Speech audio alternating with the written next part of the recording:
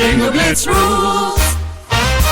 If your bingo has ads in it, That's not a bingo. if it doesn't have the coolest tournaments, mini games, and the most breathtaking design, Nope, not a bingo. if your bingo moment makes you feel so excited that you just want to burst in joy and scream out loud, bingo! Sorry, so you're playing... Bingo Blitz? Now that's a bingo. Go for a world of excitement with Bingo Blitz, the #1 free bingo game. Download Bingo Blitz and play for free. Now that's a bingo. Hey, it's me, the Quenchies. I'm that late afternoon craving you just can't shake. Wait, what's that? Welch's Grape Aid? No! Made with real fruit and no added sugar, nothing answers the call of the Quenchies like Grape Aid. Got the Quenchies? Grab a Grape Aid in your juice aisle.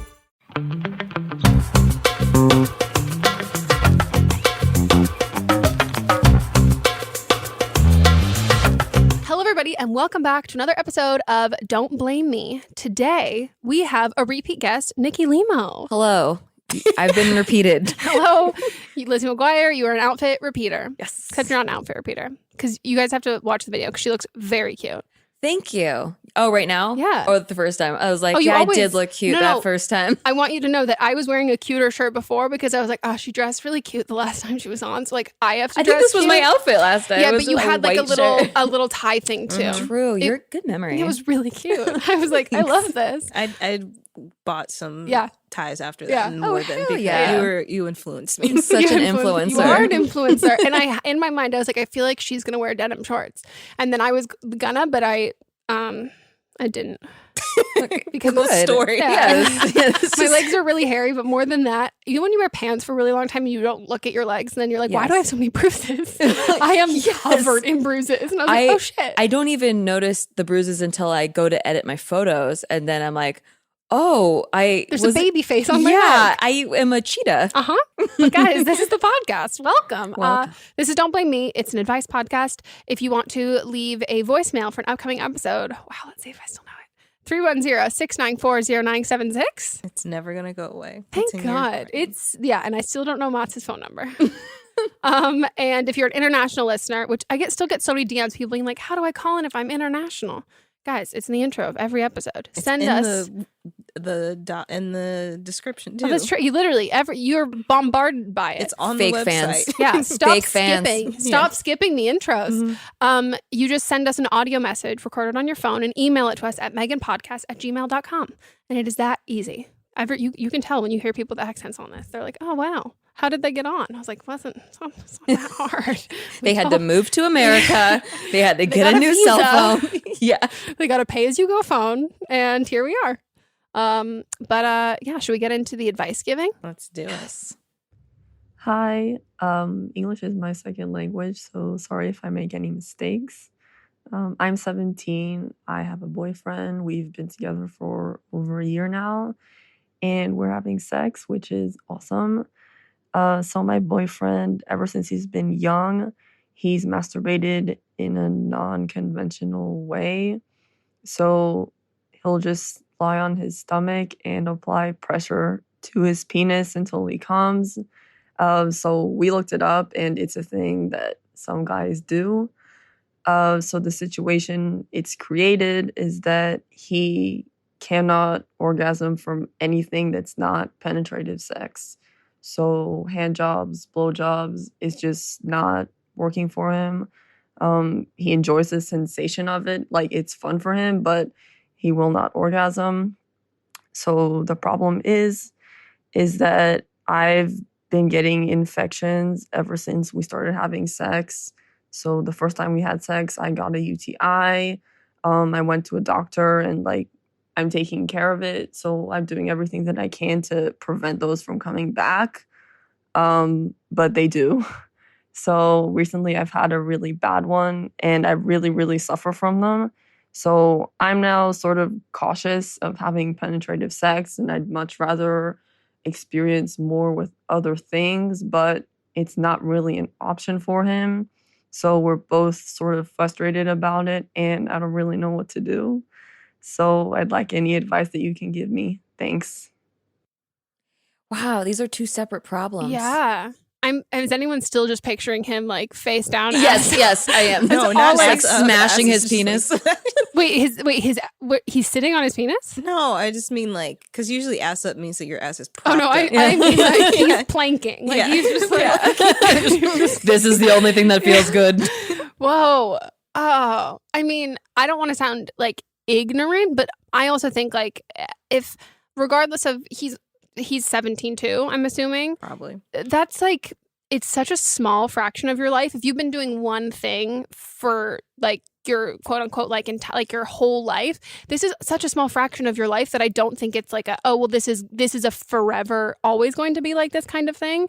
I think like and I obviously don't know like the medical aspect of it. Like if it is something like with women that like it's not like, I mean, if we could all snap our fingers and be like, yeah, I can come from penetrative sex. Like we would. Totally. So I don't want to say like, oh, he just needs to like experience other stuff. But I think maybe if you break it down, like, is it a pressure thing? Like, is it like if you give a blowjob, like, is there like a specific part of his body that needs like the pressure of like, you know what I mean? Like, because penetrative sex is pressure. Or is he lying? He's like, I am sorry, baby. I can only do it. Yeah. Or his body's just gotten used to that feeling. And so that's the only way he can come. So if he like stops doing that for a while. Yeah. Because he's probably still doing this when he's at home, not with her. So if he stops doing that for a while and then they work in the other ways, it could help too. Okay, so like I need to know how this masturbation works. So he has his hand on his penis and then I he's was picturing planking, him or hands-free. he's just like pressure. I think he's just So then why pressuring. can't she with her hand job just be like bop, bop, yeah. bop, bop, bop, bop, with her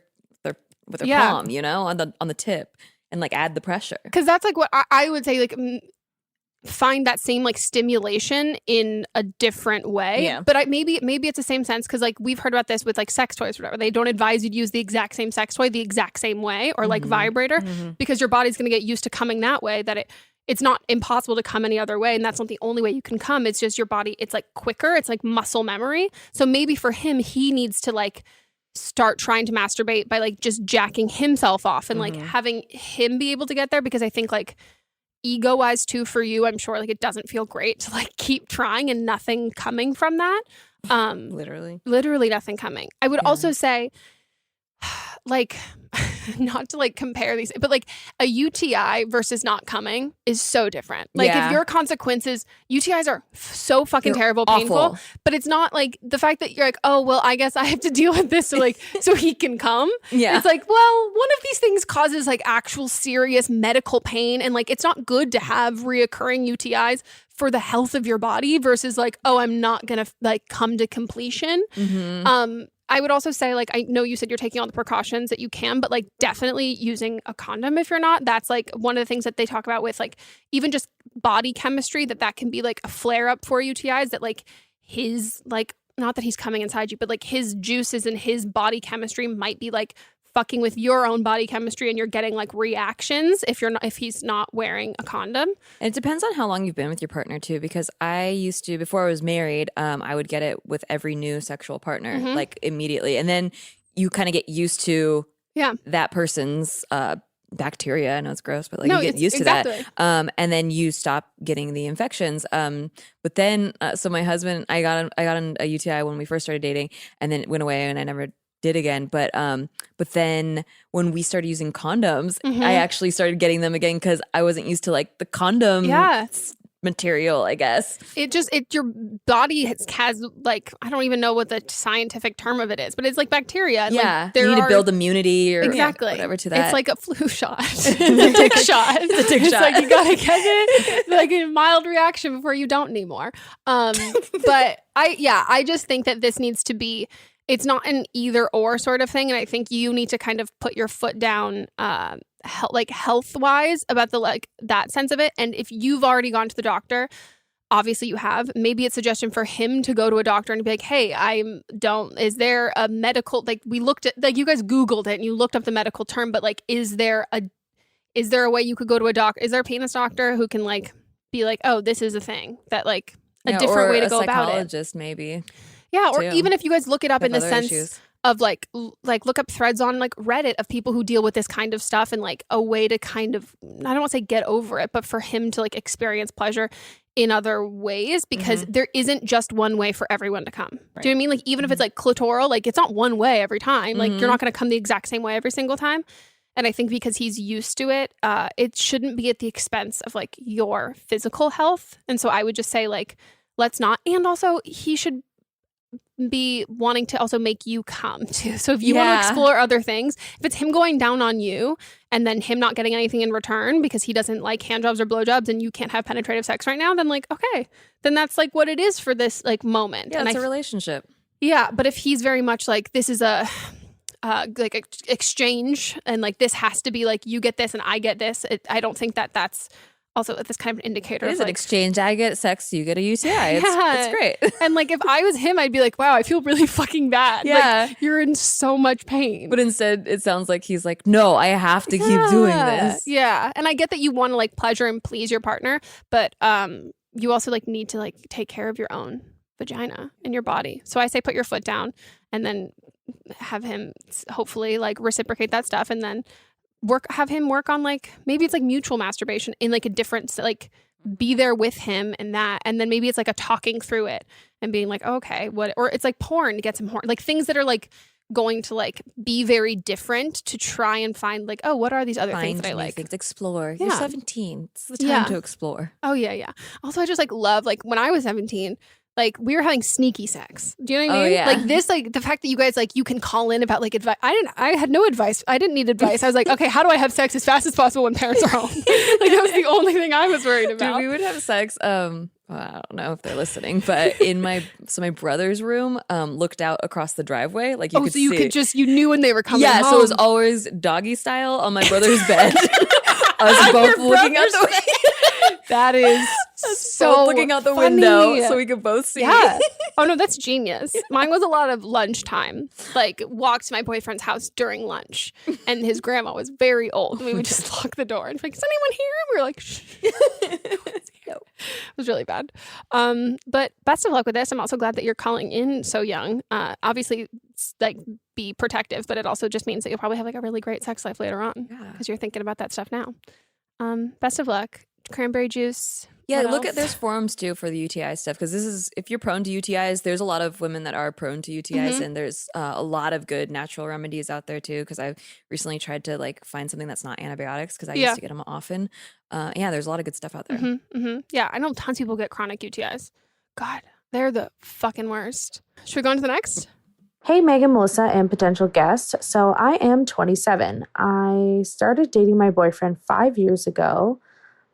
So a little backstory, when I was 21, I lost my virginity, didn't wait for any particular reason, but I did. So obviously I didn't have a lot of experience, and therefore I felt like when I was having sex, I was really trying to put on a show and act like it was the best thing ever. And, you know, just feeling like I was getting like that notion to act like a porn star, basically. So 6 months later, after losing my virginity, I meet my boyfriend, we start having sex, and I felt this pressure to orgasm because I felt like every girl was doing it. And I feel like it's talked about a lot now openly, but even 5 years ago, I felt like amongst my friends, no one was really talking about women being unable to like come from penetration. So it started like right away in the relationship. I was just faking orgasms through penetration with or without foreplay kind of thing. He was still pretty active in foreplay. He would go down on me. I would have an orgasm like that, but never through penetrative sex. So it's become a problem where for the last like couple years, I've been trying to get out of the habit of faking an orgasm because I'd actually like more effort into sex. Now that foreplay feels like it's on the back burner from him. Sometimes us having sex for 5, 10, 15 minutes and him assuming that I'm just going to have an orgasm from penetration and no foreplay is really frustrating. I know I've dug this hole for myself. I've tried just like not faking it, but I feel like us having sex multiple times and suddenly I'm not coming. He's been taking offense. He's been asking a lot of questions. If I'm enjoying it, what's not wrong? And like the sex is good. Like I really do feel like we have genuinely good sex. It's just I don't feel like having sex through penetration is something that's going to happen easily for me, if at all, which I'm okay with. But like, how do I get to the point where I can stop faking? Like, I don't honestly feel like I can have an open conversation and be like, hey, 3 years we were having sex, I was faking it. That's embarrassing for both him and I. And I just don't know how to get out of the habit and to ask for more out of my relationship in terms of like foreplay and stuff like that. So like, please help. I'm an idiot. Thank you. Okay, you're not an idiot. No. You have to have this conversation. Mm-hmm. I did this with my husband the first 3 years. Same exact thing. Yeah. She's been with this guy for 5 years. Mm-hmm. I did it for 3 years in the beginning because I actually did have an orgasm within the first couple times we had sex, but then I didn't want him to think that he's doing a bad job the rest of the time. So I just started faking it. And it's the worst fucking feeling because then when I tried to stop faking it or like, okay, I'm just going to like have a regular orgasm. If it happens, it happens. Yeah. If not, who cares? But I'm not going to fake it anymore. He started thinking something was wrong with him and like I wasn't enjoying sex anymore or something. And I love the sex. I just had to have that conversation. Like, it sucks. And yeah, you dug that hole and it fucking blows. But they are so much more appreciative because they do. I mean, I'm going to assume yours does too, want to please you. That's why they're taking offense because they're like, oh no, like I'm doing a bad job now. So the more communication you can give them, like, hey, I did this thing, I fucked up, I'm so sorry. But like, I really do enjoy sex and I want to get to that place and I want to just enjoy it rather than feeling like I have to come for you. Yeah. It's a hard conversation, but our sex has been so much better after. And I think that like if you're coming when he goes down on you, like men are dumb, just like blanket statement. But like no one's ever going to be as good as if you're having real orgasms and then you're faking them. Not that he knows that there is a difference, but he knows that there's a difference. He knows that like, oh, there's an orgasm that she has when I go down on her, which is like, wow, that's a really great one. And then there's the one that she has penetrative sex. But if you finally are like, the one that I was having when you would go down on me, like that's really that's what it was. Like the other, like I wasn't trying to fake it. And like exactly like you said, like I don't. And also I think it's like people have to understand, especially I think guys, and I've had this conversation with people I've dated before, where it's like, I'm not always gonna come. Like, and that's fine. Like for a lot of the time with men, like there is an end goal that is inevitably going to be achieved in 30 seconds or 30 minutes. Like it is you're trying to not come. I'm trying to come and like I might not get there. Like, and that's also okay. And I think when we attach like, oh, this is the end result every time, they can assume like, oh, but you didn't come this time. And it's like, okay, well that can also be okay too. If I'm in the mood to have sex and I will enjoy the act of having sex, I don't have to come to enjoy it. Like if I want to come, and like, I mean, I personally would always prefer to come, but like if I want to, then let's go for that. But I can also enjoy it without having that end result, which I think is like, I don't know, like it's just different for them because it tends to be like that's more like result driven end of thing. sex now happened. Yeah. The other thing is like now sometimes if I want to come and I didn't get there through penetration, he'll like help me finish myself off after sex, and that's still hot and I still love that. Also it's totally normal to for a lot of women to not come during penetration sex. Sometimes it has to do with like certain partners, like they can access that spot easier. And sometimes you don't know where your own G-spot is to guide them there. And that's a little bit of exploring on your part. And then you can kind of like have uncomfortable sex for like a couple times where you're kind of, wait, move this way to the left a little bit, and then up, and then right there. If you keep going right there, then I will orgasm. And also, some women's bodies are just built in a way that, like, if someone's penetrating you, you're not going to be able to access your G-spot at the same time, and that's also like again okay. But I think like if if it were me, first of all, I've never had this conversation with someone. I've just broken up and then been like, cool, this is not happening anymore. And it wasn't until months when I started dating that, the guy before, I did not lie about not coming because I was like, this is terrible. But with Mott's, I was just like, I'm just not going to fake it. Like, I'm just not going to fake it at all because I kept digging myself into this hole.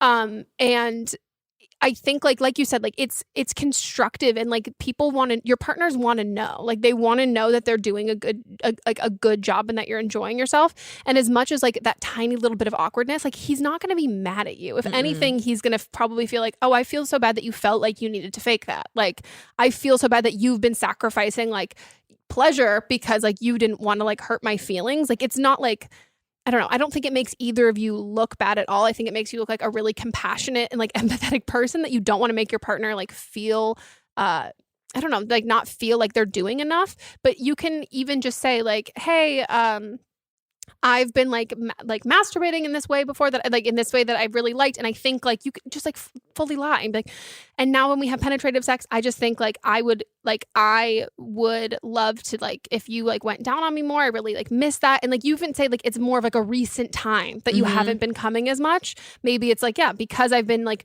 masturbating in a different way that I think is like fun and exciting. And let's try like incorporating some like sex, like some toy or like vibrator that like you can like get some clit action on. Or like say that you watched some like porn thing that you thought like introduce it as something new, not like if you don't want to, and you said you didn't want to say like, hey, I haven't been coming for all of this time. But if you want to kind of bring it up as like there's this new and exciting thing that really like turns me on. Let's switch up what we're doing to then get yourself there. And then it can also be like a trial period of be like, I don't know if I'm going to come. I think we'll figure it out together. And then you don't have to fake it there because it's a new thing that you're trying to figure out together.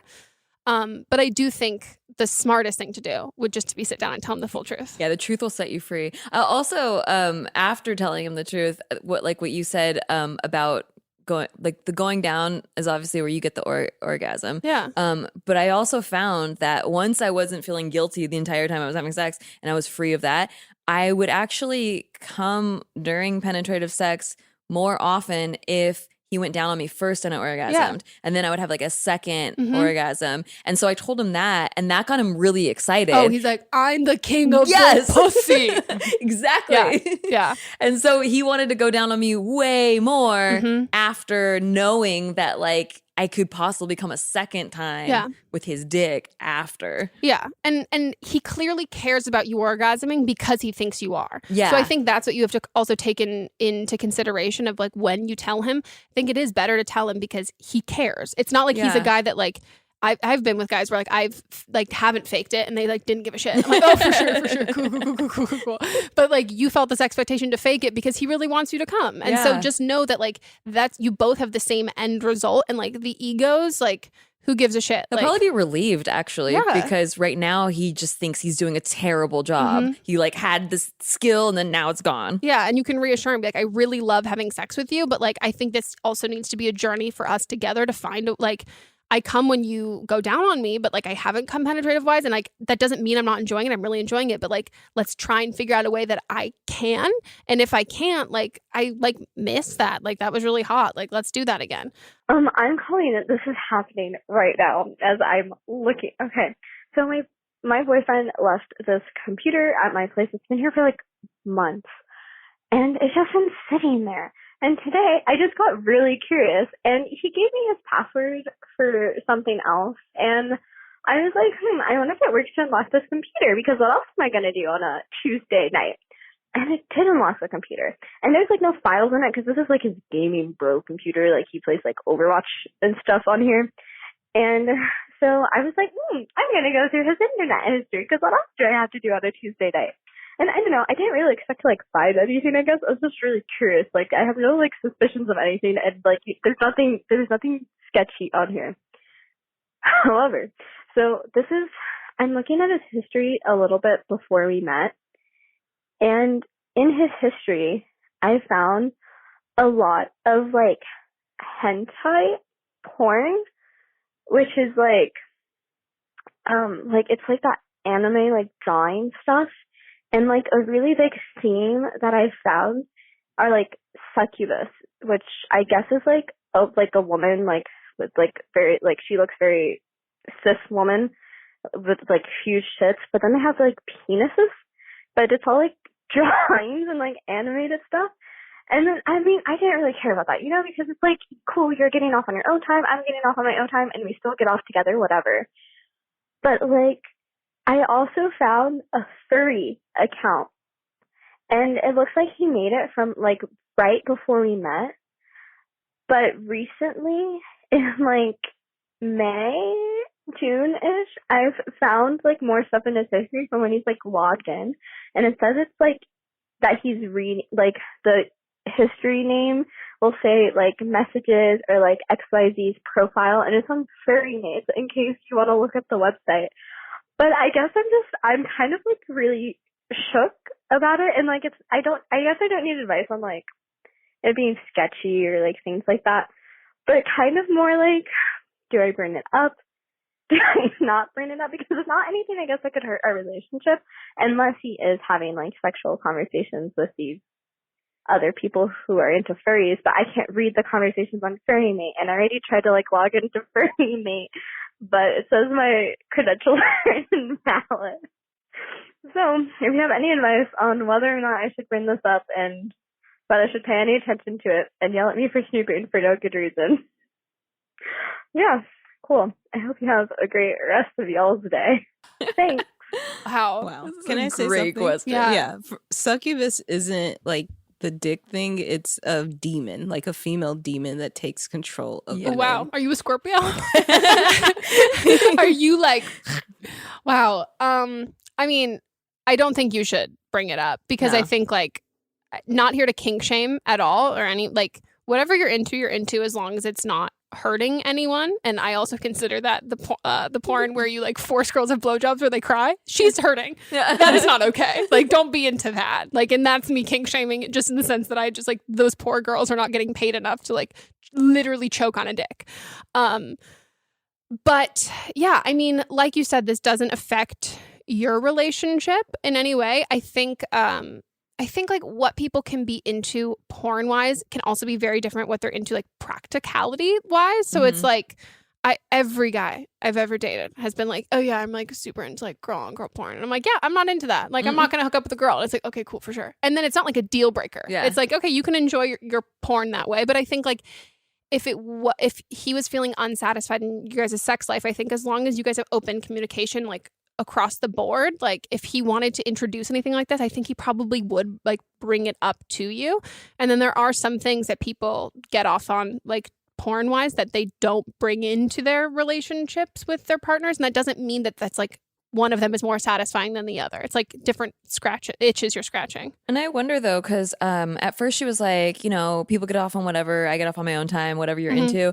Did it sound like she was more concerned that he was talking to specific profiles? Well, that stresses me out. Yeah, because that's a different thing. But also she can't read what they were saying because she can't get into that account, which is a shame because like I would like to know as a detective. What I would do was look at his saved passwords. Safe passwords or log, but then Google has the thing now where they tell you if somebody logs in from another guy. Honestly, fuck that shit. Fuck that shit more than anything. Because then I would log into his email, reset the password, and then do it. No, that's yeah. I would probably do that too. Yeah. I think, but like, I know that you said that you're looking at it for no good reason, and like you're like, oh, it's just here. So this is one of the examples. Usually when I say when you're you're snooping, it's because you're trying to find something. Oh, sorry. If someone leaves their fucking laptop there for a long time and you're bored and you have nothing to do, I'm like, yeah, well, if I look through. I just look through shit by people I babysat their houses. I'm like, what's in your cabinet? Yeah, like, cabinets. I'm fucking bored. Like, so I'm not saying, I don't want people to say like, oh my God, you're like going back. You always say that if you're looking for something.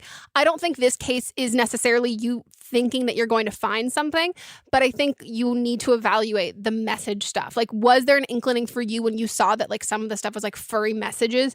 And also, was it private messages or was it message boards? Because message boards, that's like Reddit. Like that's a lot of like, oh, I found this thing that really like worked for me. Like it's more collaborative. It's not like maybe there are like Reddit orgies stuff, but like to me, that's more like, hey, buddy to buddy, I found some like hot furry shit. You want to check it out? Not like specific like person to person. I'm a furry. Yeah, like, you like this? Get it. So I think like figuring out like if that sparked something in you that like if it was messages, then I think you can like be like, okay, let me like maybe snoop a little more, like figure something else out, because you definitely need hard evidence before you ever bring it up into conversation. Oh yeah. Unless she just like dresses up like a furry one.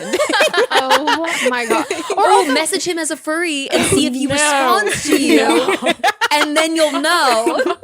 But maybe also if you guys haven't had the conversation about like kinks, and just be like, hey, is there anything, like, if you've been dating for a while, and just say like, hey, is there anything like, I don't know, like new that you'd be into? And like you can even bring up something that like maybe that you're into that you've never told him before, and like open up the opportunity for him to like talk about that kind of stuff with you, and like say that he's into that.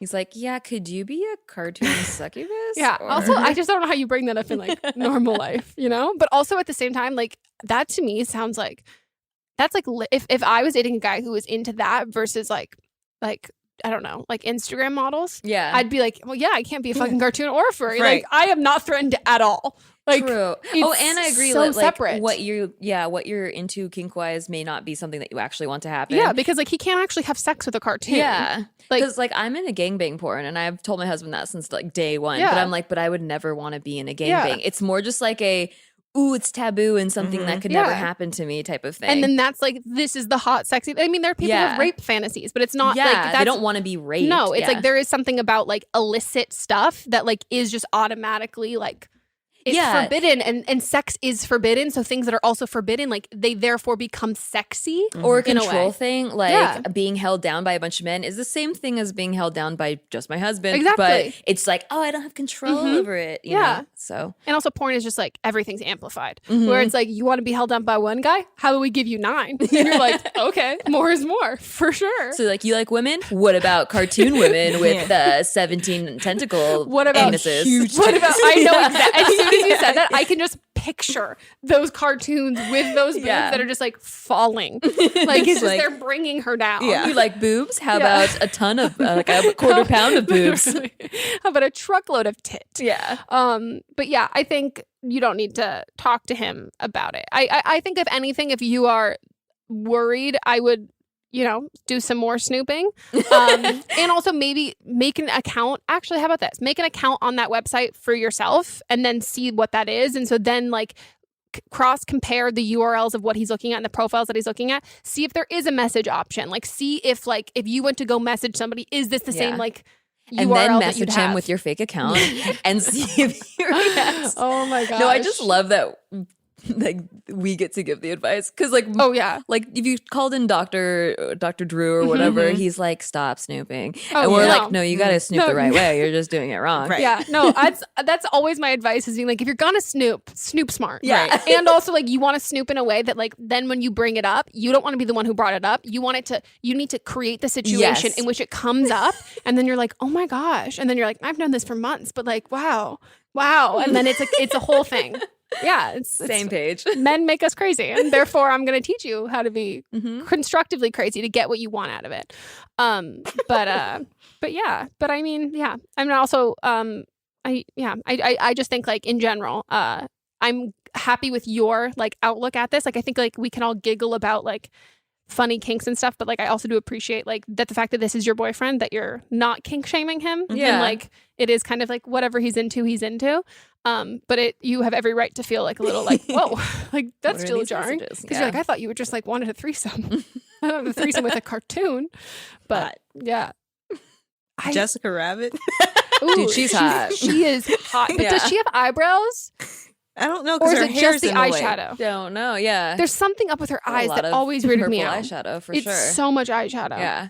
Like, and it's like if you saw that in real life, like lots of purple eyeshadow with a red sparkly dress. Yeah, that's very interesting. I always think of, what's that red and purple club with the ladies who wear hats? It's eyebrows. She has eyebrows? Yeah, she has eyebrows. Does she have weird eyebrows? That's good. They're just very thin. Oh, okay, that's what I don't like. That was in back then. We all did that. I was inspired by Jessica Rabbit. Yeah. Okay, we're going to take a quick break and we'll be right back.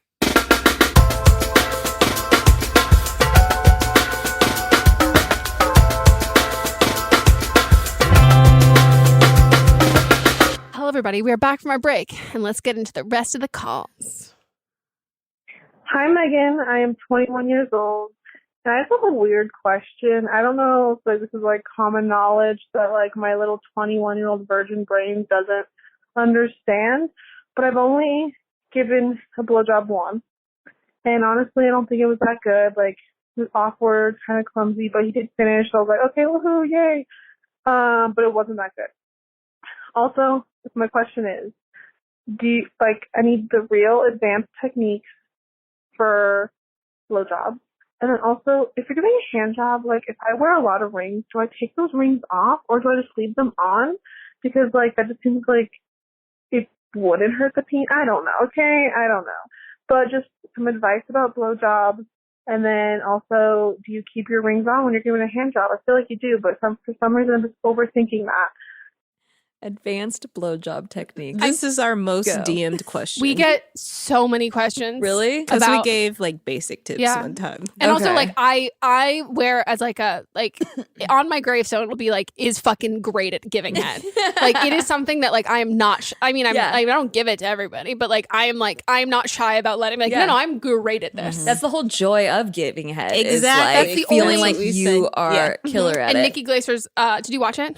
Not yet. Okay, her stand-up, she has a whole thing about like girls who love giving head, and she goes, "No, those girls are good at it." And she goes, "And if you hate giving head, it's because you're bad." Yeah. And I was like, I mean, you're like, this is lasting forever. Like this is terrible, but like you love it when you're good. Okay, I'm gonna admit something. I've never given a hand job to completion in my entire life, so I am. I don't know. Not even like in high school. No, I skipped hand jobs. Okay, it's like, wow. you want me to suck your dick? Skipped a grade. I was like, there was a guy that like just like came with you kissing him though, right? Oh yeah. So you went from that to like not hand jobs. Yeah. No, I mean, I'm someone who like hand jobs are not in my repertoire. Like I'm just like it's first of all, am I making out with you? Like, am I looking at you? Like, what am I doing? Like, they are just not a lot of like self lubrication. You don't. Yeah. Okay, but It's you definitely a incorporate foreplay. it into. Yeah, but like I like foreplay with blowjobs, it? a little, but like not really. Okay. Like I'm not. Again, I'm bomb at giving head. No one's ever been like, "Yo, can you like give me a hand job for a little bit longer?" Like I'm just like, let me get my hair tie. I know what I'm good at. So I would say like if your rings, I mean, in general, as somebody who ripped their earring through their ear because of a ring and had a seizure, I no longer wear rings. I would say rings are a hazard in general. Wait, what? Oh yeah. Okay. It was Later we'll talk about it. A whole thing. But I think like the most important thing with anything involving like a penis is like lubrication and wetness. So if like rings, if you have rings that are like getting caught on stuff, or if you find you have rings that get caught in your hair, if you're like giving a hand job to a guy who has like pubes, I would say if you find your rings a nuisance in your own, like if they get stuck in your hair, they get stuck on like in your clothes, take them off. Don't wear them then. But like wetness is more important, and like it's not going to catch on a ring if like you've like I mean like if you've got like lube on your hand. Metal it's is like slippy. I would say if you're wearing like multiple rings and it pinches, maybe that would get in the way. Also, if you have like, those adjustable rings where like anything that's like sharp on the bottom part, I would take it off. But yeah, I wear my rings. I also don't give hand jobs to completion, but it is part of foreplay for me. Yeah. And it's like, we'll be making out, and then as soon like we start rubbing, and then like as soon as it starts getting hard, and it's like, okay, and then we take it out. Exactly. It's like the It's like, hey, I want to have sex. The pre is me sticking my hand in your pants. No, I'm about to do a blowjob, but like I gotta like get it as hard as possible first. Exactly. Yeah. Okay, I love how you went from like you gave like a mediocre blowjob to be like, I'm ready for the advanced techniques. Are you? Like, are you actually like, I don't want to overwhelm you if you're not ready for them. You practice the basics first. Yeah. Because I think like you get good at a blowjob with experience. Like, I don't think that like the first blowjob you ever give is like gonna be great. And I think it's also mine was. You give them, Melissa. Give us the advanced techniques. But like, I think that it also needs like building it up with whoever you're dating or whatever. Like, you're gonna figure out what they like. So like the best blowjob you give, like it's gonna be different for every person you're giving. Like, because it's gonna be their best blowjob because it's what they're super into. So like, is he into getting his balls sucked? Like, pop a ball in your mouth. Like, is he into? As a podcast network, our first priority has always been audio and the stories we're able to share with you. But at Realm, we also sell some pretty cool merch, and organizing that was made both possible and easy with Shopify. When you think about successful businesses like Aloe or Allbirds or Skims, an often overlooked secret is the business behind the business that makes selling and, for shoppers, buying simple. For millions of businesses, that business is Shopify. That's because nobody does selling better than Shopify. It's the home of the #1 checkout on the planet. And the not-so-secret secret that's definitely worth talking about is that Shop Pay boosts conversions up to 50%. That's more happy customers and way more sales going. If you're hoping to grow your business, your commerce platform better be ready to sell wherever your customers are scrolling or strolling, on the web, in your store, in their feed, and everywhere in between. Businesses that sell more, sell on Shopify. Upgrade your business and get the same checkout we use with Shopify. Sign up for your $1 per month trial period at shopify.com/realm, all lowercase. Go to shopify.com/realm to upgrade your selling today. Shopify.com/realm.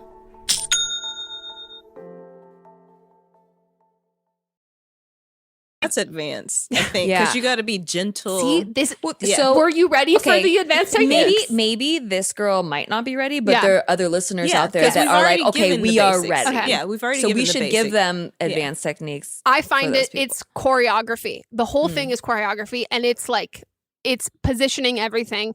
And I think the first step of like a really good blowjob is you have to set yourself up for success. You need to not be uncomfortable. You need to be in the right position to have access to everything you want to have access to. I personally don't think I give the best blowjobs when I'm 69ing. Every guy is completely disagreed, but I'm like, I don't feel the best. I can't I'm concentrate not gonna fully. Oh my God, no. I'm like, I can't do this. Like, this is not working for me. But so I would say like set yourself up for success. Like make sure I've never given the best blowjob of my life literally on my knees on the floor. You're on a bed. I am like, that is like some place where you can be there for an extended period of time and really go for it. And then we've said from the beginning, the wetter the better. Like spit on if he's into you looking at him, like that the whole like lead up to it is like you said, you want to get him like as hard as possible. And like because the advanced techniques, like your mouth's gonna hurt, your jaw's gonna hurt. You want it to be like a quicker thing.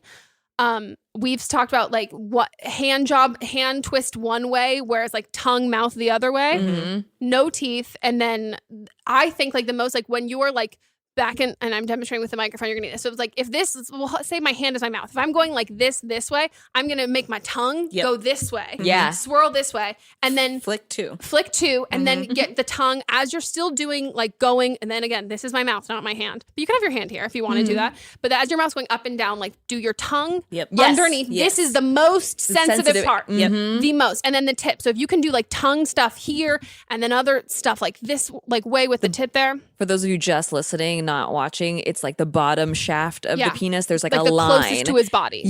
And you just put more pressure with your tongue there as you're going up. And you can even do your thumb too, and just like rub your thumb in like circles around it. But like the most mind-blowing blowjob is going to be one that like defies the laws of physics. Like how is my ball in your mouth and you're like sucking my dick, and like how is your tongue here and all of that stuff. Like that's what I mean, like choreography. Like you have to get the rhythm and good at that kind of stuff. So like practice the rhythm aspect of it, but like if you can incorporate like the tip and then underneath the shaft, and then like and if he's like into like cup, I mean always balls, like cup his balls, like massage his balls, like gentle with it. Okay, so not too firm. There's this thing I started doing maybe like 4 years into my relationship with my husband, because I always like, he loves my blowjobs. Like he's like, oh my God, you have such a good head. I don't even want to have sex because like I just want to explode right now. Yeah, and you're like, well, and I'm like, I love it. Give me more. But I took it up a notch because I was like, I want to give him more. Yeah. And I had read in several magazines from high school. I remember this Cosmopolitan magazine being like, push like I already know that. That taint area between the asshole and the balls, like apply a lot of pressure there. But my husband is really like doesn't want my fingers anywhere near his asshole. So I knew I had to like kind of pretend I was doing something else to get there. And so I would pretend to cup his balls, and he's like, ooh, I like how you massage my balls. And then I would slip the 2 fingers, and he went wild. He was like, what are you doing? That's different. This is crazy. It's so good. And I never told him. He still doesn't know, and he probably, I don't know if he'll listen to this, but you're married. I would say in general, like I know let's get up a notch. Plenty of guys, majority of guys who like a finger in their ass, that's a consent thing. Yes. There's a certain level of like, and I would also say like even with I wouldn't give an advanced blowjob to a guy that like I didn't know well because like I don't want to do any because like I'm doing extra work. I don't want to learn the person. Yeah, because sure. like it's like a very intimate. Like I'm a whore. Like I don't want to. I'm a fucking whore right now. And like if you're not down, like I'm mortified. So like there has to be a conversation there, or it's a relationship in which it's like you see me in my sweatpants, and then I'm about to like blow your mind because like I am a whore now. I feel like my husband likes it when I look sad while I'm giving him a blowjob, and I like it because I like being dominated. He's like, you look too good. Too happy, like be sad, like you don't want it, and I'm like, don't want this. Oh, this dick, I don't want it. I don't want it. I can't believe I have to do this. And inside you're like, fuck yeah. But yeah, I think like, and even for like the amount of people who like ask us about like advanced techniques, I think like the way you're going to get like, and we can give these like specific advice like and locations and things, but like listen to like your partner and like what they're, and even if they're not saying what they really like, but like how their breathing changes and you're like, oh, you really like this. But overall, you can do all of these things. And if you're like timing and the rhythm's not right, it's gonna fucking suck. Like it's like, I always think like the more you can tease in like the beginning of it and then like it's a slow rhythm and then but like you can't get to that fast point 30 seconds in because then it's like they're not there yet. It's make sure there's lots of saliva. Oh, the wetter the better. Like you want spit dripping down his dick. That's like the number like thing it when should guys be all over your face. Oh, you should look. You should look like you have rabies. Like you should look disgusting. Like absolutely. And they're like, fuck yeah. But like every guy I've said like that have told me that like one of the biggest takeaways, they're like, oh, when it gets so wet that like your spit is dripping down my dick, that's like I'm like fucking done. I'm like, hell yeah. And you're just like hawking loogies on their dick. No, not full blown loogies. Yeah. But yeah, actually, the viscosity of mucus honestly is the same thing. So I do like that. Yeah, it truly. Yeah. Also, don't give if you take Adderall and you usually get cotton mouth. Don't give a blowjob. I was gonna actually ask you that question because your mouth gets dry a lot while we're talking. Oh so yeah. What do you do? First of all, I think if I would it's just a lot of water and also like I would overhydrate. You know, got it. To like get like. You know, because like if my mouth is too dry, have you ever given I have attempted to give a blowjob when I used to like actually like smoke weed that would get me high, not just like make me like not neurotic. And you have cotton mouth and you're like trying to get. I can't. It's like eating like a sleeve of saltines. You're like, I can't. My mouth is so dry. I can't fit. Your lips are like sticking to your teeth. I can't put it in. Oh my god, true. So funny. Any other advanced tips, techniques? I don't know. I mean, like it is about your partner, what they like the most. But like, recently, like he's been liking a lot of deep throat, and so like, oh yeah, I can fit like it all the way down. He thinks that's so hot. Wow. But, like that's it takes you can lie. My sentence is all over the place, but if you squeeze your thumb, I'm not fucking crazy. I told you about this. It takes away your gag reflex. Yeah, or it tricks and you. You look like a master. Yeah, placebo effect. I don't know what it is. I learned that in high school, and I'm like, bitch, I got this. So one hand's on the shaft, one hand's like this, and you're like, I'm not. But Nicole Byer also does the trick of like just stick your tongue in the back of your throat, and then they think you're deep throating, and then if you just raise your tongue, I also think someone also DM'd me and asked me that if they thought like my TMJ hurt or helped my blowjob techniques. I think helped. I think it helps because it would make it. My jaw is. It just opens so it's fucking like a wide. Snake. Yeah, this is me saying like give a blowjob and like stick a ball in your mouth. I was like, how do you fit constrictor. that? Yeah, that's my giant broken jaw. It's cool. I know my orthodontist was like, I really think we need to get your jaw surgery. Like it's getting really bad. And I told Mott's like, no, why? What? And I was like, yeah, they have to like wire my mouth shut. He's like, that's a terrible idea. Don't do that. Superpower. Don't do that. And I was like, are you concerned about the podcast? He's like, yes, I'm so concerned about you talking. That's what it is. Like for sure. But I think those are like advanced technique. I think like that's a good starter. Yeah. Advanced. Go try those out and come back to Yeah. And again, rhythm. Yeah. Focus on rhythm. And just like wetness and all that. And like ease into it. Once you get good feedback, that's also going to make, because again, this is in the Nikki Glaser special where she says like about the second, it's one guy who tells a girl like, you're really good at this. And it's like, oh my God, I am. For me, it was do like, it. this guy was like, whoa, you give like bomb head. I was like, and then you're like, it's like you have glasses on I now. got And you're it. like, I got this. I'm gonna go to the library and study. Like this is my calling. Like I know what I'm doing for the rest of my fucking life. So like as soon as you get that feedback, like that's when you're gonna feel more comfortable. If you're hearing these techniques and being like, whoa, I'm like, once you get that confidence boost, like there is no ego boost. Like someone being like, hey, that was really good, and you're like, oh my god, I'm a master. I am the best. And so then you'll feel more comfortable, and also like you're gonna get better just because you're more confident. Because like an unconfident blowjob is just an insecure blowjob, just like licking ice cream. I think. Hello. Nasty. And pressure was the last one I was gonna say. Well, we talked about that a little bit, yeah. But like making sure like you're not like just open mouthing and like yeah. There's like a good amount of like. Do you block your teeth at all? Yes. Yeah, because I do, but my husband likes a little bit of teeth, and I'm like, that's. I think that's like the second advance. Yeah, like that's the scraping next. a little bit. Yeah, most guys like a little bit. Yeah, you have to have good teeth control. Mm-hmm. Yeah, and also like I feel like when girls give a little bit of teeth, I'm like it's always an accident, and like I'm always trying not to, and like I'll give a little, and then you're like, oh, I like that, and you're like, cool. I'm never gonna try and give teeth because I'm just gonna like serrate like your just dick off. sandpaper your dick and like. Ugh, painful. Yeah. We've had a few DMs too. Might as well bring it up now about if you're a spitter, where should you spit? I've never spit. I have no idea where you spit. Yeah, well, I think you have to prepare and like get a tissue beforehand. Yeah, like have a Solo cup next to your bed or something. Not like a tissue or like your clothes, whatever you're wearing. His clothes. I feel like a tissue might not hold enough. Yeah, that's a lot of liquid for a tissue. Or just like like have your mouth open and just let it come like out. Some guys like to see it. Yeah, some guys like to see that. Or if you're a spitter, I feel like you're a spitter, you don't want it on your face. Oh, really? Because like it might be the swallowing part that's. I would prefer, because the taste is what. Yeah. And also the volume and being able to swallow that much. Back to the mic. Sometimes the volume too much. Yeah. It's overwhelming. Yeah. I think that's when I've spit is like there's too much cum to swallow and not throw up. Yeah. When you're not prepared, you're like, right. Oh, this much was about to come. Holy shit.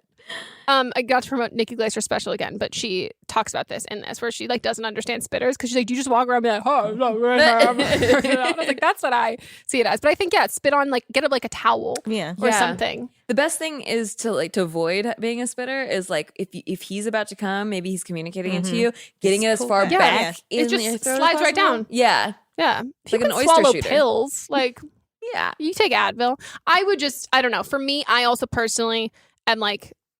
I just like cum dries weird. Like if I spit it, it's gonna like get on my. You know what I mean? Like it dries on your. Yeah. If I have makeup on, you ever get it in your eye? It turns it like bright red. Have you ever gotten it in your hair after you've freshly showered? Have you gotten cum in wet hair? No. I was mad for days. I was like, you dick! I just showered. I deep conditioned my hair. I was so mad because no matter how much you rinse it, it is just it will not. You gotta wash it. No, it doesn't shine. It makes your hair dull. It doesn't shine, and it's like your hair's all shiny, and then there's like this patch where clearly there was something in it. I was livid. But yeah, so that's where I would say you should spit if you want. Yeah. ABC Wednesdays. Y'all complain all day. We want books. We want paper towels in the classroom. Bet you want raises too. I'm still waiting on the paper towels. Abbott Elementary returns with a new season. We asked the district for more after-school programs. They gave us $50 for class pets instead. Critics cheer. Abbott Elementary continues to be one of the funniest and most beloved shows on TV. What y'all doing out there? Taking bribes. Proud of y'all. Abbott Elementary, Wednesdays, 9:30, 8:30 Central on ABC and stream on Hulu. Yeah, but I don't know. I'm not. It's not my first preference, right? No. I also just find when I spit, I look disgusted. Like if I'm spitting something out, I look disgusted. Don't hold and I'm it. like, I'm just like, don't just pull back and just jack them off. Oh yeah. Yeah. Or just like stick it in your pussy real quick. Then just get pregnant. It's like a hose. Control. It's just a hose where he's like, I'm in but gotcha, trapped you. You're a doctor? You're a doctor, right? Okay. God, that's funny. Wonderful. On to the next. Hey guys. So I wrote this out, so I'm just going to read it to you to keep myself under 3 minutes. So I have been with my boyfriend for 5 years now and have had sex with him thousands of times. Here's my problem. I experience coregasms but have never came during sex. I found out about the coregasms in middle school, and as it only takes me a few sit-ups to come, developed a six-pack very quickly. I've spoken to my gynecologist and she gave me the generic, it takes women longer to come, whatever, foreplay, all that speech. Don't get me wrong, I still enjoy sex with my boyfriend, but after 5 years, me not coming has become normal, so he doesn't even try. When he does, I feel pressure to come, and then of course don't because I'm thinking about it too hard. I've Amazon Primed the book She Comes First that you frequently mention for him, but would love any additional advice you can give. I still enjoy having sex regardless, like I said, but I would love to experience having an orgasm at his hands, dick, tongue, whatever. I think it's also important to mention I lost my virginity to him and have never slept with anyone else, but he has, and those girls haven't had a problem as far as he knows. This isn't a major problem in our relationship, and we are planning to get engaged within the next 2 years. But yeah, I just want to come. So if you have any advice, please let me know. Thanks. Love the podcast so much. What's a coregasm? So it's having an orgasm like when you work out. So Shut like the fuck up. It happens in 5% of women. Bitch, you are so lucky. Also, That's how do you go amazing. to the gym? How do you work out? She has a good time at the gym. Oh my! I have a good time at Soul Cycle sometimes, but holy shit! Another level. Wow. Wait, so you do sit-ups and you just come? Yeah. Wow. The only thing I get from a it's sit-up is a like- queef. Like I farted. Yeah, like I farted, I've queefed. Oh my god! You Yeah. should say Pilates, sensual yoga. Can you imagine? Yeah. Wow. Do you like? What a great What about if you time. plank? Do you think you'll like orgasm while Probably. you plank, like the first guy? Wow, that would make working out so much It more really enjoyable. would. I wonder if do you have a six pack from doing? Oh, I would have a full blown I'd six be pack. going to the gym all the time. Yeah. Sometimes I don't make it to the gym because I just Wanna masturbated. masturbate. Yeah. No, You're like, it's- I got my workout. It's good for the It's heart. done. Yeah, exactly. I'm like, this is It's serotonin. cardio. I'm Yeah. good. I'm fine. Wow. God. We are screwing each other over or we're screwing ourselves over by faking orgasms. I've learned in this episode because those women definitely didn't come all the time with your boyfriend. Yeah. They really didn't. Maybe they came once or twice, or they came, like Yeah. they didn't fake a few of them, but like it wasn't like how he's explaining it. Men's egos just get really Oh yeah. big from us faking it, and then put such unnecessary pressure on Yeah. other women. But if you've talked to a guy or you've about a guy who's who's really good at sex, they will tell you the reason they got good is because they had a girl who was like, hey, this sucks. Yeah. And my boyfriend, him and his high school friends were just incestuous. Like all of his high school friends, they were just friends. They all hooked up. He was like, oh no, like it was being like, what are you fucking doing? Like, no, do this, do this, do this. He's like, I literally got my best friends essentially to tell me as girls, do this is so much better. And he's like, and there was no ego in it because they're friends. It's not a relationship, but we're doing nobody any favors. No. You're just that's how there are 35-year-old men out in the world being like, I'm great at this. And you're like, no, you're terrible. Really and how have you had sex for so much of your life and you're so bad? Not saying that your boyfriend is bad, but I think It's just he doesn't have to put in the work to make her come. So no. And I think Did she say something 5 years without her coming with her boyfriend? That's crazy. But Not even tongue or anything. And I think this is you putting it on you though. Yeah. But I don't want to say this in a negative way, but I think you're not I don't think you're showing to him that coming is a priority for you. So he's therefore thinking, oh, it's not a priority. But it is a priority for you. But you just I don't know. And I don't know if there's any I don't know if you feel weird shame about coregasms of a sense that you feel very different, that it's oh, well, I have this thing, so therefore I can't have this other thing. But I think now it sounds to me that you are not realizing, but you want to try all this other stuff. And maybe when you guys first started dating, this was something that felt a little bit more weird and you felt I don't know, maybe sex wasn't something you wanted to talk about because you had this quote unquote weird thing that you could do that you didn't hear about, because I've never even heard about it before.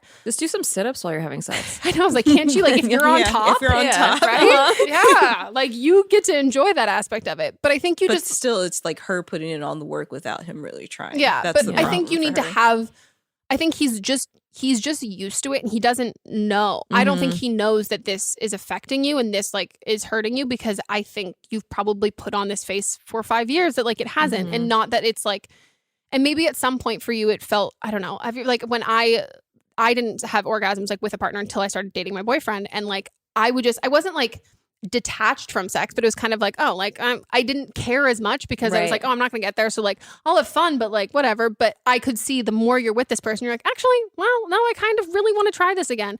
But I think even how you phrase it to us was I would talk to him about it. If you've been together for this long, I think you can just say like, hey, I really want to like try this again. Like I really want to like, I don't know, let's go for it. Like and bring it up in like the emotional context of like, hey, I am not enjoying this. And then I walk away from sex feeling not feelings of yay, we're closer, but rather like I'm less than. Yeah. It's like she's being used. Right. Yeah. And I don't think that that's necessarily his intention. I just think like you've been together with him for so long, like you change and evolve and like maybe like you're more comfortable and it's like, you know what, if it doesn't work the first time or we're trying weirder stuff, like I'm so much more comfortable with you now. I'm ready to try that stuff and like see how it goes. Yeah, because she said she lost her virginity to him. Yeah. So like, of course you're not comfortable talking about anything, especially if your partner's more experienced, which he is. You're like, oh, I am the novice. I am the student. I know nothing. You feel almost like you can't bring up these things.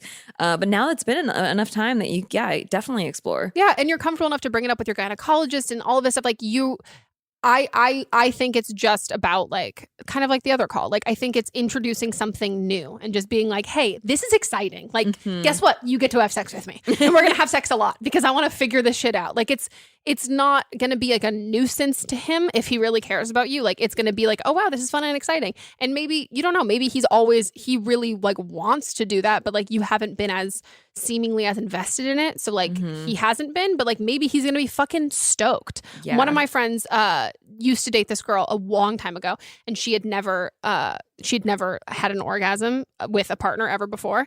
And as soon as he found it out, it was like his mission. He was like, I have been blessed by the gods with this opportunity. I am not going to take advantage of it. This is going to be amazing. And like was so excited and invested in that. But like, I think like you just have to give him that opportunity and talk to him about it. Otherwise, nothing is going to change. And you can say, like, I've said that before with people that I've dated before, where if it's like they're not going down on me as often, I'm like, honestly, I just kind of feel like, why am I here? Like, I do feel kind of used. And even just saying those words, if they care about it, it's like, oh my God, I am scum. I am so sorry. Like, they don't want you to feel like that. But I think a lot of the times, I mean, we all get in our own heads when we're having sex, and guys in general can be like, oh my God, it's just like, it's my guys asking, like, how was that hand job for you? And you're like, fine. I didn't do anything for me. That he's maybe a little bit in his own world and not recognizing and realizing that you're not having a good time. But I think the second that you say that, he's going to be like, oh shit, let me like fix this. Let's try this immediately. Let's figure this stuff out. And if they don't care about you at all, then maybe it's not a good relationship.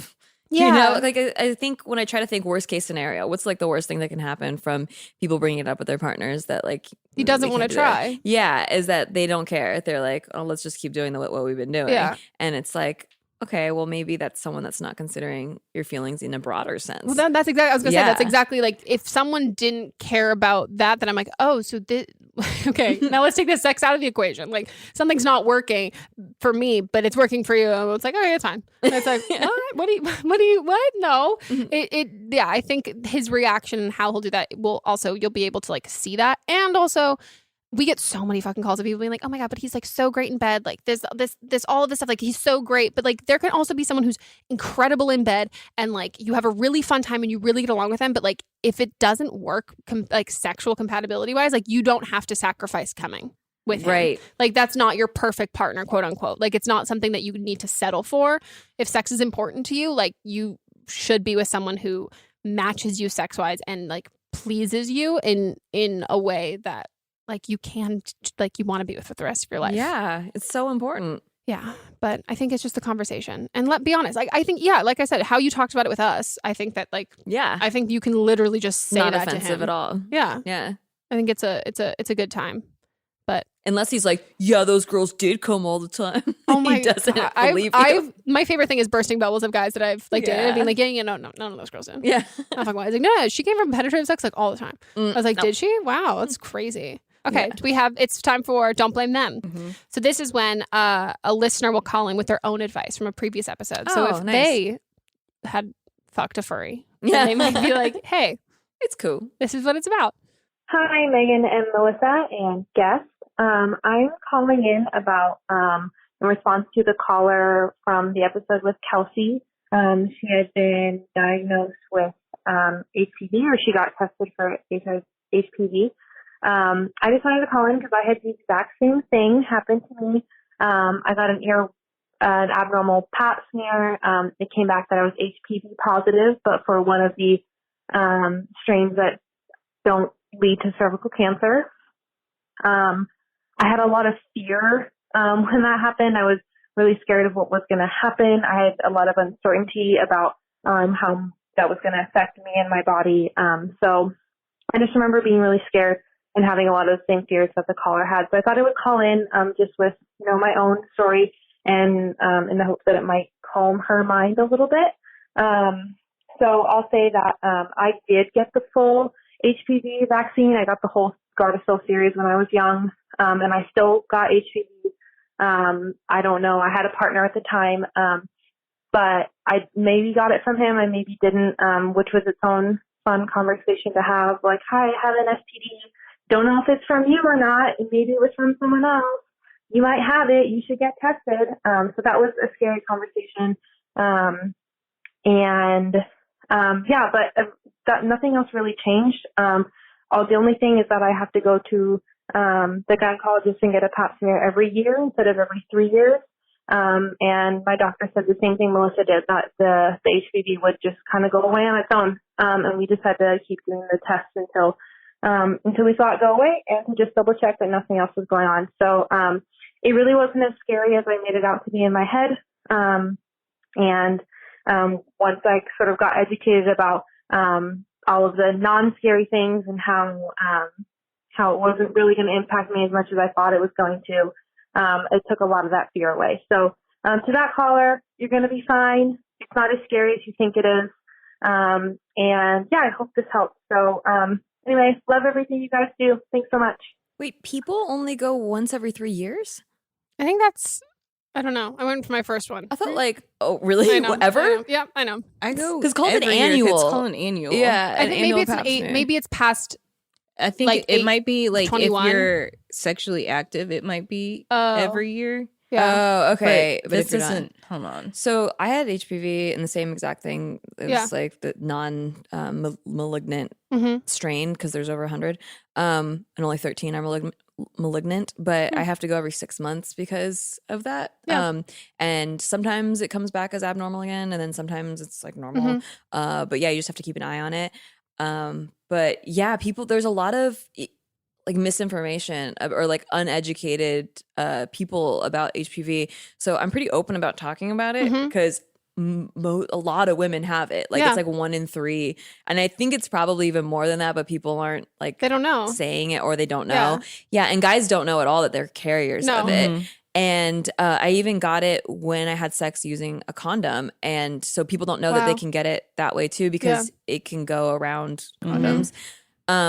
But yeah, people were like, you have genital warts. They were like, oh, you have some other thing. And I'm like, no, like it's literally not that. It's like a cell that's in a different shape. And then sometimes it's not. But yeah, you have to definitely like check it out every year. And then if you switch partners, there's a chance that you can contract the malignant strain if you don't get the shot. But so if anyone listens to Kelsey podcast, Kelsey actually just got diagnosed with HPV, which is crazy. Dark? Yeah. So Kelsey was our guest for this episode. Oh, okay. Prior to all of this happening, but she just released an episode on her pod, and I was DMing her talking to her about this because she had a abnormal pap smear after she'd been on the podcast where we gave advice to this girl about HPV.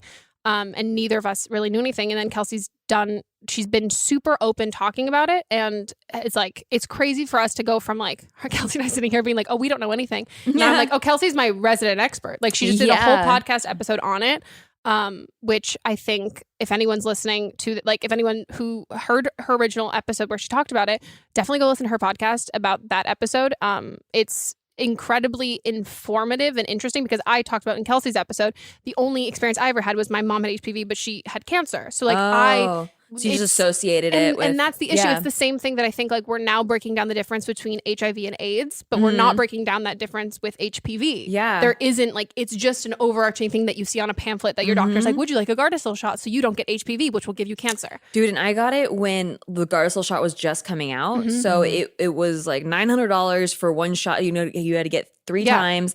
And I had never heard of it before. Yeah. And I was like, well, no. And it's not 100% effective. And also they didn't force you to get, the only reason why I got it was because my mom had it. It was like, no, you have to do this. But it wasn't like polio. It wasn't like the doctors are like, no, you have to do this. But yeah, I think it's informative for like all of us. Cause I think like it's something that like we don't, I don't know, you don't There's a think stigma about for sure that like if you have it like or something like you can pass it and you can kill someone. Everybody has it. Yeah. Well, I think we're finally like at some point like, you've had it. Like the different types of herpes. We're finally trying to like understand the difference and like how like the whole population has like one kind of herpes. And the older you get, the more people have fucked each other. The more likely the people you're having sex with have something. And like it doesn't make you like dirty or unclean or anything like that. It's just kind of something that like happens. And it's the same thing with like any like STD or any even like illness like in that way. Like if you think about like yeast infections, like these are different things that like they happen, they can come back, they go away, they come back. But like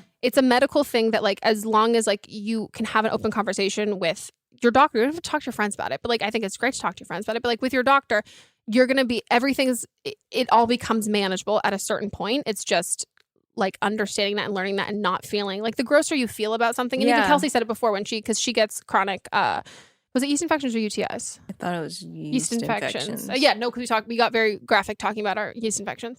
And she talked about how the more positive she talked to her body and the happier she was. She's like, we're in it together. Like this seems like a lot nicer and a lot better when it's not like when you're not disgusted by your own body. Like, you're at war. It's like, no, come on. We're on the same team. Like we got this. So It started being like that during periods too. You get cramping and I'm like, what do you need, body? Yeah. You need a warm pad? What do you need? I got you. Yeah. I can take care of you. Oh, I'm not like that with cramps. I am at war with my body. I am like, you fucking piece of shit. Why are you doing this? I have so much to do today. Yeah. Oh, yeah. No, I know. I was going to go to the Jonas Brothers concert tomorrow, but I was like, I'm going to have to cancel because it'll be my day 2 period. And then that is just horizontal crying. Yeah. It's a good time. It's fun being I've got clarification on the annual thing. So in 2012, they actually changed going every year. So it's not an annual anymore. So so she might be now going every 6 months like you do. Well, see, here's a hack though. Don't go every 3 years. Make that your physical in one. Like that's still a doctor. So I still have them test for like my blood, like do my blood work, test my vitamins, all of that shit. Like the stuff that you would normally do like with your primary physician. I don't do that. I just do the gyno appointment one time. And that one's more covered by like cheaper insurances too than like the physical, the annual or the primary care physician. So yeah, I just have my gyno do everything. Oh wow. And there's a life hack for you. That's nice. Take your annual. I like that. I need to find a new gynecologist. Guys, that's it for our episode. Nikki, thank you so much for being on. Thanks for bringing me on again. Thanks for talking about this dirty shit. Like I love to. I love that you love to, and I love that I can like. Usually, I have to save these questions for just me and Melissa, but I'm like, nah, she'll talk about rubbing that taint. Yeah, we actually, if you listen to our new podcast, Hey Bitch, which is an all women podcast, yeah, we get pretty detailed in there. Oh my god, there are so many of you. Kink shaming the girl that like is choking on a dick. There's a girl in our group that loves to choke on a dick. She likes a guy to spit in her mouth and cover her mouth and make her swallow it. Like, and she just loves that. Oh my god, she must have really great like nasal passages for breathing. Oh yeah, she has to. She just loves it. She likes being choked. She likes being like punched. She likes like everything. Oh my gosh, yeah, girl. I like that. I like that for her. So plug your podcast. Where can you listen to it? Hey Bitch, all women's podcast. I also have a podcast called Shit They Don't Tell You. It's with me and my husband. We cover relationship topics and sex and all that too, but we also cover like finance and like credit and like all the shit that they didn't tell you back in the day. Truly. But yeah, and then YouTube, it's Nikki Limo, and Instagram's all Nikki Limo, but hell yeah. I think that's enough plugs, right? That's a good time. And now I'll you plug for having us, me. guys. Oh my God, thanks so much for being on. If you guys want to call in for an upcoming episode, you can leave us a voicemail at 310-694-0976. Or you can send us an audio message if you're an international caller and record that on your phone and email it to us at meghanpodcast@gmail.com. Check out our Instagram, Don't Blom Meme Pod. If you're watching. Imagine what's possible when learning doesn't get in the way of life. At Capella University, our game-changing FlexPath learning format lets you set your own deadline so you can learn at a time and pace that works for you. It's an education you can tailor to your schedule. That means you don't have to put your life on hold to pursue your professional goals. Instead, enjoy learning your way and earn your degree without missing a beat. A different future is closer than you think with Capella University. Learn more at capella.edu. watching this, go listen to it. If you go to don'tblameme.show, you can figure out all the different places you can listen and or watch. And that's pretty much it, right? Yep. Cool. We'll see you guys next time. Goodbye. Bye.